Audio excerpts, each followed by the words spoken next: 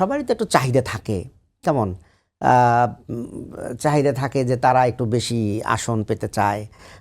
তো সেক্ষেত্রে আমরা কিছু কথা বলছি যে দেখেন, শুধু আসন নিলাম, আমরা জিততে না পারি তাহলে তো সেই আসন নিয়ে তো লাভ হবে না। এমন আসনগুলো আপনারা দাবি করবেন যেখানে জোটের ভোট এবং আপনাদের প্রার্থীর ভোট একসাথে হয় যেন আপনি জিতে আসতে পারেন, এরকম একটা সম্ভাবনা থাকলে আমরা সেই আসনগুলোকে ছেড়ে দেব। যেমন মনে করেন যে আমরা কিন্তু অনেক ভালো ভালো আসনে, যেখানে আমাদের অনেক প্রসপেক্ট ভালো ছিল যে আমরা বেরোয় আসতে পারবো, সেখানে এনসিপিকে আমরা বলেছি যে ঠিক আছে তোমাদের ছেড়ে দিলাম।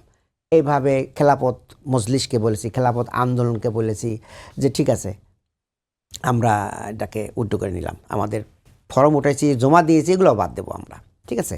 তো এখন যদি মনে করেন যে সম্ভাবনা একদমই নাই, সেক্ষেত্রে দাবি করলে জিনিসটা তো একটু আলাপ আলোচনা করতে হবে। জি, আপনার কাছে আমরা মনে করছি যে এটা বিচ্ছেদ হবে না, ইনশাল্লাহ সময় আছে 20 তারিখ পর্যন্ত, এর মধ্যে আমরা এটা আলাপ আলোচনা করে একটা সমাধান আসতে পারবো।